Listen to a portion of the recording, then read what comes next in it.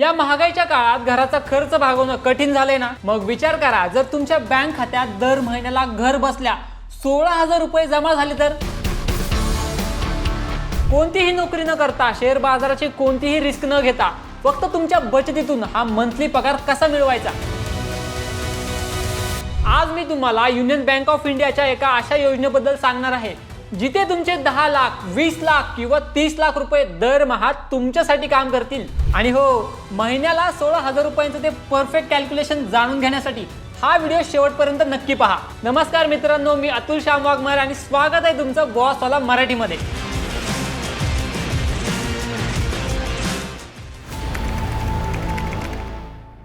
बघा ना, जेव्हा माणूस आयुष्यभर कष्ट करतो, नोकरी करतो किंवा व्यवसाय करतो, तेव्हा त्याचा उद्देश एकच असतो, निवृत्तीनंतरचं आयुष्य शांततेत आणि पैशांच्या चिंतेशिवाय जावं. आजकालच्या काळात वाढती महागाई बघता दर महिन्याला एक ठराविक रक्कम हातात येणं खूप गरजेचं झालं आहे. त्यामुळेच अनेक जण अशा योजनांचा शोध घेतात जिथे त्यांचे पैसेही सुरक्षित राहतील आणि दरमहा घर खर्च चालवण्यासाठी एक निश्चित व्याजही मिळत राहील. आज आपण अशाच एका अत्यंत सुरक्षित आणि लोकप्रिय योजनेबद्दल सविस्तर माहिती घेणार आहोत, जिचं नाव आहे union bank of India monthly income scheme. पण ही योजना नक्की आहे तरी काय, ती कशी काम करते आणि या योजनेमध्ये किती रुपये गुंतवल्यावर तुम्हाला दरमहा 16,000 रुपये मिळू शकतात, हे मी तुम्हाला उदाहरणासह सोप्या भाषेत सांगणार आहे.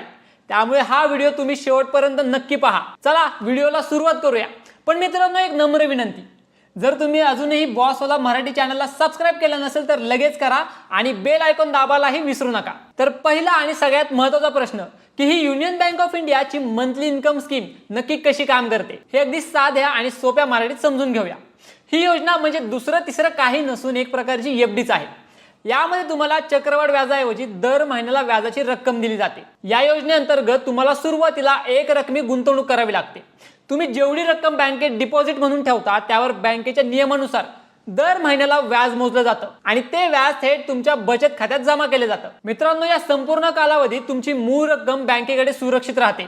जेव्हा या योजनेची मुदत संपते म्हणजेच मॅच्युरिटी येते, तेव्हा तुम्ही गुंतवलेली संपूर्ण मूळ रक्कम तुम्हाला परत मिळते. आणि जर तुम्हाला ती रक्कम पुन्हा गुंतवायची असेल तर मुदत संपल्यानंतरही तुम्ही या योजनेचे नूतनीकरण म्हणजेच रिन्युअल सुद्धा करू शकता. आता बऱ्याच लोकांच्या मनात हा प्रश्न येतो की मग साध्या एफडी मध्ये आणि या योजनेत फरक काय आहे? तर सोप्या भाषेत सांगायचं तर साध्या एफडी मध्ये तुम्हाला व्याजाचे पैसे दरमहा मिळत नाहीत. तुमचे व्याज सुरक्षित राहून मुदत संपल्यावर मूळ रकमेसोबत एकत्र मिळते. या उलट मंथली इन्कम स्कीम मध्ये बँक व्याजाचे पैसे स्वतःकडे न ठेवता दर महिन्याला ते तुमच्या खात्यात जमा करते, जेणेकरून तुम्हाला तुमचा घर खर्च चालवायला नियमित रक्कम मिळत राहते. ज्यांना एक रकमी परतावा हवा आहे त्यांनी साधी एफडी करावी आणि ज्यांना दरमहा निश्चित पेन्शन सारखे उत्पन्न हवे आहे त्यांनीच या योजनेची निवड करावी. आता आपण युनियन बँकेच्या या मासिक उत्पन्न योजनेच्या अधिकृत वैशिष्ट्यांबद्दल जाणून घेऊया, जे बँकेच्या नियमांनुसार ठरवून दिलेले आहेत. या योजनेत खातं कोण उघडू शकतं? तर भारताचा कोणताही रहिवासी नागरिक ज्याचं वय 18 वर्षांपेक्षा जास्त आहे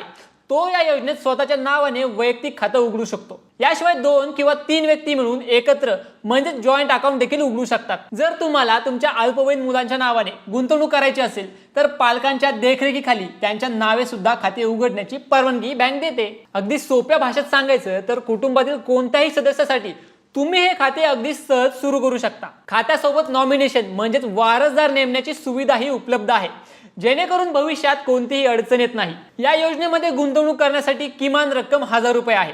तुम्ही 100 रुपयांच्या पटीत कितीही रक्कम गुंतवू शकता. सर्वात महत्त्वाची आणि चांगली गोष्ट म्हणजे या योजनेत गुंतवणूक करण्यासाठी कोणतीही कमाल मर्यादा म्हणजेच मॅक्झिमम लिमिट नाहीये. तुम्ही तुमच्या गरजेनुसार आणि क्षमतेनुसार कितीही मोठी रक्कम यामध्ये ठेवू शकता, जसे की 10 लाख, 20 लाख, 30 लाख, 50 लाख किंवा 1 कोटी सुद्धा. अनेकदा आपत्कालीन परिस्थितीमध्ये पैशांची गरज भासते. अशा वेळी तुम्ही तुमच्या डिपॉझिट केलेल्या रकमेवर बँकेकडून कर्ज किंवा ओव्हरड्राफ्टची सुविधाही मिळवू शकता. जर तुम्हाला मुदत संपण्यापूर्वी आपले पैसे काढून घ्यायचे असतील तर मुदतपूर्व पैसे काढण्याचे म्हणजेच प्री मॅच्युअर विड्रॉवलचे नियम लागू होतात, ज्यामध्ये बँक ठराविक पेनल्टी लावून खाते बंद करण्याची परवानगी देते. मित्रांनो, आता या योजनेच्या कालावधील बोलायचं झालं तर कमीत कमी 12 महिने म्हणजेच 1 वर्षापासून ते जास्तीत जास्त 10 वर्षांपर्यंत हा कालावधी आहे. सुरक्षेच्या दृष्टीने विचार केला तर युनियन बँक ही एक नामांकित सरकारी बँक असल्यामुळे तुमचे पैसे पूर्णपणे सुरक्षित असतात.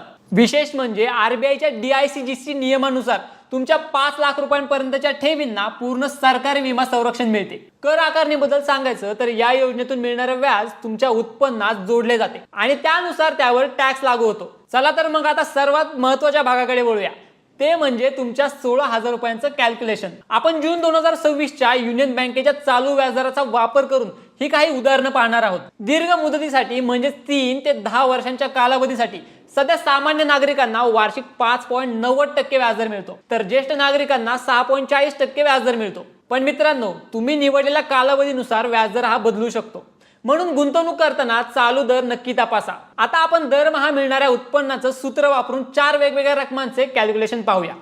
ठीक आहे, पहिलं उदाहरण, जर तुम्ही या योजनेत 10 लाख रुपये गुंतवले तर काय होईल? सामान्य नागरिकांसाठी 5.90% दराने वार्षिक व्याज 59,000 रुपये होईल, म्हणजेच दर महिन्याला अंदाजे 4,917 रुपये मिळतील। हे जर ज्येष्ठ नागरिक असतील तर 6.40% दराने वार्षिक व्याज 64,000 रुपये होईल, म्हणजेच दर महिन्याला अंदाजे 5,333 रुपये मिळतील। दुसरं उदाहरण पाहूया, समजा तुम्ही 20 लाख रुपयांची गुंतवणूक केली। सामान्य नागरिकांसाठी 5.90% दराने वर्षाचं व्याज 1,18,000 रुपये होईल, म्हणजेच दरमहा 9,833 रुपये निश्चित मिळतील। ज्येष्ठ नागरिकांसाठी 6.40% दराने वर्षाचं व्याज 1,28,000 रुपये होईल, म्हणजेच दर महिन्याला अंदाजे 10,667 रुपये खात्यात जमा होतील। आता तिसरं उदाहरण बघूया, हे सगळ्यात महत्त्वाचं आहे। जर तुम्ही 30 लाख रुपये गुंतवले तर काय गणित असेल? सामान्य नागरिकांसाठी 5.90% दराने वर्षाचं व्याज 1,77,000 रुपये होईल, म्हणजेच दरमहा अंदाजे 14,750 रुपये मिळतील। तर ज्येष्ठ नागरिकांसाठी 6.40% दराने वर्षाचं व्याज 1,92,000 रुपये होईल, म्हणजेच दर महिन्याला अंदाजे 16,000 रुपये उत्पन्न मिळेल।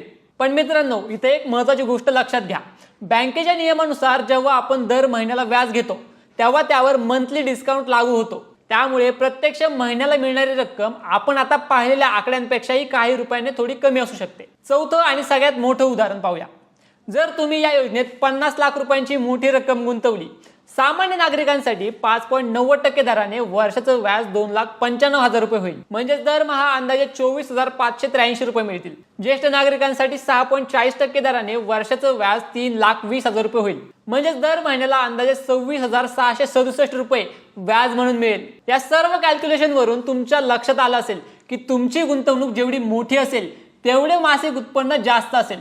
हे फक्त उदाहरण आहे, प्रत्यक्ष मासिक उत्पन्न तुम्ही निवडलेल्या मुदतीनुसार आणि त्या दिवशी लागू असलेल्या युनियन बँक एफडीच्या व्याजदरानुसार बदलू शकते। तुम्ही अधिक माहितीसाठी युनियन बँक ऑफ इंडियाच्या वेबसाईटला भेट देऊ शकता। आता प्रश्न पडतो की या योजनेत गुंतवणूक कोणी करावी? ही योजना प्रामुख्याने अशा लोकांसाठी डिझाईन केली आहे ज्यांना त्यांच्या जीवनात आर्थिक स्थैर्य हवंय, जे लोक नोकरीतून निवृत्त झाले आहेत आणि ज्यांना दरमहा पेन्शन मिळत नाही, त्यांच्यासाठी हा एक उत्तम पर्याय आहे। ज्येष्ठ नागरिकांसाठी हे अकाउंट खूप फायदेशीर ठरतं, कारण त्यांना सामान्य लोकांपेक्षा अर्धा टक्के जास्त व्याज मिळते, ज्यामुळे त्यांचं मासिक उत्पन्न वाढते।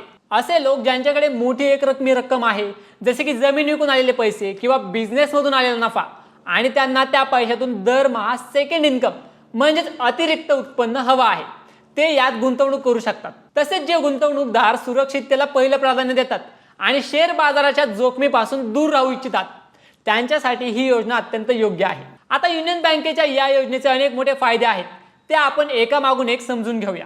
पहिला फायदा म्हणजे हे उत्पन्न पूर्णपणे निश्चित आणि हमखास असते, बाजारातील चढ उतारांचा यावर कोणताही परिणाम होत नाही। दुसरा फायदा असा की तुम्हाला दर महिन्याला खात्रीशीर पैसे मिळत राहिल्यामुळे तुमचे बजेट ठरवणे आणि घर खर्च चालवणे सोपे होते। तिसरा मोठा फायदा म्हणजे ज्येष्ठ नागरिकांना अतिरिक्त व्याज मिळतो, ज्यामुळे त्यांना अधिक नफा होतो। चौथा फायदा म्हणजे ही एक सरकारी बँक असल्यामुळे गुंतवणुकीवर उच्च दर्जाची सुरक्षा मिळते। आता पाचवा फायदा बघूया, यामध्ये गुंतवणुकीची कोणतीही कमाल मर्यादा नाही, त्यामुळे तुम्ही किती मोठी रक्कम एकाच वेळी गुंतवू शकता। आता सहावा फायदा बघूया, आणीबाणीच्या काळात या ठेवींवर कर्ज घेण्याची सुविधा उपलब्ध असते, ज्यामुळे पैशांची नड भासत नाही। सातवा फायदा असा की जॉईंट अकाउंट आणि नॉमिनेशन सुविधेमुळे कुटुंबातील इतर सदस्यांना सुद्धा या गुंतवणुकीचा लाभ घेणे सहज शक्य होते। मित्रांनो, जसं नाण्याला दोन बाजू असतात, तसं या योजनेचे काही तोटे किंवा मर्यादा देखील आहेत, ज्या गुंतवणूक करण्यापूर्वी आपल्याला माहिती असल्या पाहिजेत। सगळ्यात पहिली गोष्ट म्हणजे या योजनेतून मिळणारं मासिक व्याज हे टॅक्स फ्री नसतं, म्हणजेच पूर्णपणे करपात्र असतं। जर तुमचे एकूण उत्पन्न टॅक्स स्लॅबमध्ये येत असेल तर तुम्हाला त्यावर कर भरावा लागतो। दुसरा तोटा म्हणजे यामध्ये महागाईचा धोका असतो, जर भविष्यात महागाई खूप वाढली तरीही तुमचे मासिक उत्पन्न मात्र तितकेच राहते, ज्यामुळे पैशांचं मूल्य कमी होऊ शकते। तिसरी महत्त्वाची गोष्ट म्हणजे जेव्हा योजनेची मुदत संपते आणि तुम्ही नूतनीकरण करायला जाता तेव्हा त्यावेळी बँकेचे जे चालू व्याजदर असतील त्यानुसारच तुम्हाला पुढील व्याज मिळते. जर भविष्यात व्याजदर कमी झाले तर तुमचे उत्पन्न कमी होऊ शकते. आता शेवटचा तोटा म्हणजे शेअर बाजार किंवा म्युच्युअल फंडच्या तुलनेत या योजनेतील परतावा मर्यादित असतो. त्यामुळे तुमचे पैसे खूप वेगाने वाढत नाहीत. मित्रांनो, गुंतवणूक करण्यापूर्वी काही अतिशय महत्त्वाच्या गोष्टी लक्षात ठेवणं गरजेचं आहे. पहिली गोष्ट म्हणजे TDS. जर तुमच्या फिक्स डिपॉझिटवरील वार्षिक व्याज बँकेच्या नियमापेक्षा जास्त असेल तर बँक स्वतःहून TDS कापून घेते.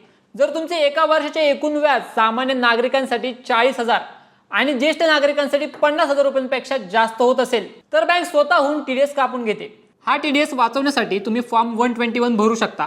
हा फॉर्म दर आर्थिक वर्षाच्या सुरुवातीला जमा करावा लागतो. दुसरी गोष्ट म्हणजे जर तुम्ही मुदतीपूर्वी हे खाते बंद केले तर बँक एकूण व्याजाच्या रकमेवर काही प्रमाणात पेनल्टी म्हणजेच दंड आकारते, ज्यामुळे तुम्हाला मिळणारा एकूण परतावा थोडा कमी होऊ शकतो. त्यामुळे शक्यतो जितक्या काळासाठी पैशांची गरज नाही तितक्याच कालावधीसाठी गुंतवणूक केली पाहिजे. आता सर्व माहिती समजून घेतल्यानंतर या योजनेत गुंतवणूक कशी करायची हे आपण जाणून घेऊया. युनियन बँकेत हे खाते उघडणे अत्यंत सोपे आहे. यासाठी तुम्ही तुमच्या जवळच्या युनियन बँक ऑफ इंडियाच्या शाखेत म्हणजेच ब्रांचमध्ये भेट देऊ शकता. तिथे तुम्हाला मंथली इन्कम स्कीम किंवा FDचा अर्ज भरावा लागेल.